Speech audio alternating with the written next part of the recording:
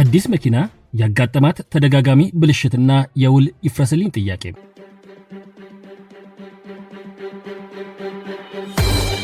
እነርሱ እዚህ ሀገር ውስጥ የምትገጣጠም መኪና ገዝተዋል። አምራቹም 3000 ኪሎ ሜትር ሳትነዳ ጉድለት ቢገኝባት በራሱ ወጪ ለማስተካከል ወይም ለመቀየር የውል ግዴታ ገብቷል።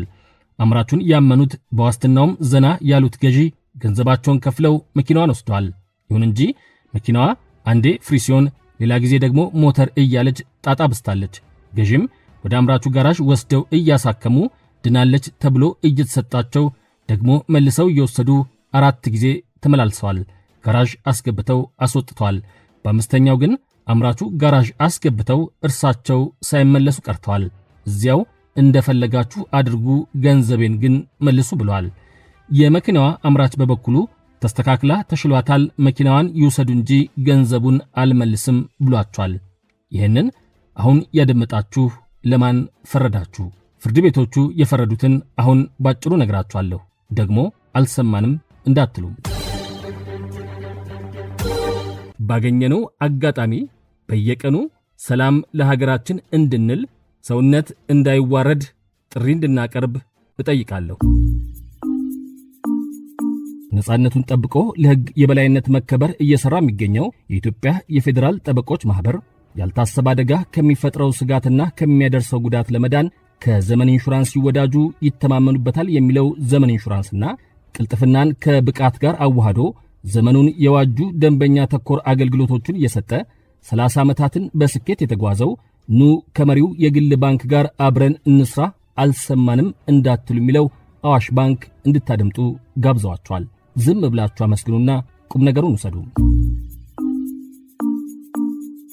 መኪናዋን የገዛው አሻም ትሬዲንግ፣ ሻጩ ደግሞ የሊፋን አምራች የነበረው ዋንግፋን ሞተርስ ጊዜው 2002 ላይ ነው።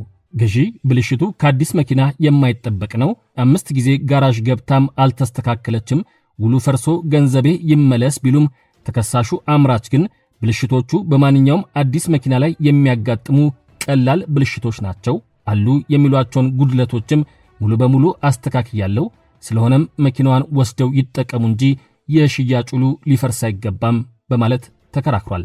ጉዳዩ የቀረበለት የመጀመሪያ ደረጃ ፍርድ ቤት የግራ ቀኙን ክርክርና ማስረጃ ከመረመረ በኋላ የመንገድ ትራንስፖርት ባለሙያዎችን ሙያዊ አስተያየት ጠይቋል። የእነርሱን የምርመራ ውጤት ከተቀበለ በኋላም መኪናዋ መሰረታዊ ችግር ያለባት መሆኑ በማስረጃ አልተረጋገጠም በማለት የከሳሽን ክስ ውድቅ አድርጓል። ከሳሽ በውሳኔው ቅር በመሰኘት ይግባኝ ቢሉም ከፍተኛው ፍርድ ቤት የበታቹን የቀደመ ውሳኔ አጽንቷል። ያልጸኑት ገዢ አሁን ቅሬታቸውን ለፌዴራል ጠቅላይ ፍርድ ቤት ሰበር ሰሚ ችሎት አቅርበዋል። የሰበር መዝገብ ቁጥር 107542 ተከፍቶና ግራቀኙም ተከራክረው ውሳኔም ተሰጥቷል። ሰበር ግን ምን ወስኖ ይሆን? ይህ እውነተኛ ጉዳይ በቅጽ 20 ላይ የሚገኝ በመሆኑ ሙሉን እንድታነቡት አደራዬን ላስቀድም። የቀደመ ክርክራቸውን በፍርድ ሐተታው የጻፈው ሰበር መኪናዋ ላይ የታዩ ብልሽቶችና ወደ ጋራዥ እየገባች ጥገና ያገኘችበት ሁኔታ ከአዲስ መኪና የሚጠበቅ ነው ወይስ አይደለም የሚለውን ጠይቋል። ውሳኔውንም ለዚሁ ጥያቄ የሚሰጥ ምላሽን አድርጓል። መኪናዋን መርምረው ሙያዊ አስተያየታቸውን የሰጡ የመንገድ ትራንስፖርት ባለሙያዎች መኪናዋ ላይ አጋጥመው የነበሩትን ጉድለቶች አምራቹ ያስተካከላቸው መሆኑን ገልጸዋል። ይሁን እንጂ አንድ አዲስ መኪና 3000 ኪሎ ሜትር ሳይነዳ እንደዚህ የበዙ ችግሮች ሊያጋጥሙት አይገባም፣ ችግሮቹ ከአዲስ መኪና የሚጠበቁ አይደለም ማለታቸውንም ከማስረጃው መመልከቱንም ሰበር አከለም። ወደ ሕጉ መጣና የፍትሐብሔር ሕግ ቁጥር 2344ንና 2259ን በጣምራ ተመለከተም። የተሸጠው ነገር ጉድለት ካለበትና ጉድለቱም ለደንበኛው አገልግሎት ወይም በንግድ ረገድ ለመጠቀሚያነት ጥሩነት የሌለው ከሆነ ሻጩ ለገዢው በገባው የዋቢነት ግዴታ መሰረት ውሉ ሊፈርስ ስለመቻሉ መደንገጋቸውን ጠቀሰም። ውሉም አይፈርሰው ጉድለቱ እጅግም የማይጎዳና ገዢውም ጉድለቱን አውቆም ቢሆን መግዛቱ የማይቀር ቢሆን ነው። አከራካሪዋ መኪና ግን 3000 ኪሎ ሜትር ሳትነዳ 5 ጊዜ በላይ ጋራዥ እየገባች ለጥገና የምትቆም መሆኑ ገዢው ሊሰራበት ላቀደው የትራንስፖርት አገልግሎት ጥሩነት እንደሌላት ያሳያል። ገዢም ይህንን አስቀድሞ ቢያውቁ ኖሮ ይገዛታል ተብሎ አይገመትም አለም ሰበር።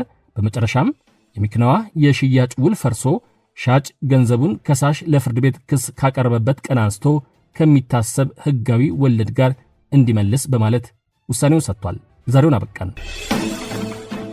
ነጻነቱን ጠብቆ ለሕግ የበላይነት መከበር እየሰራ የሚገኘው የኢትዮጵያ የፌዴራል ጠበቆች ማህበር ያልታሰበ አደጋ ከሚፈጥረው ስጋትና ከሚያደርሰው ጉዳት ለመዳን ከዘመን ኢንሹራንስ ይወዳጁ ይተማመኑበታል የሚለው ዘመን ኢንሹራንስና ቅልጥፍናን ከብቃት ጋር አዋህዶ ዘመኑን የዋጁ ደንበኛ ተኮር አገልግሎቶችን እየሰጠ 30 ዓመታትን በስኬት የተጓዘው ኑ ከመሪው የግል ባንክ ጋር አብረን እንስራ አልሰማንም እንዳትሉ የሚለው አዋሽ ባንክ ስፖንሰር አድርገው አቅርበውላቸዋል።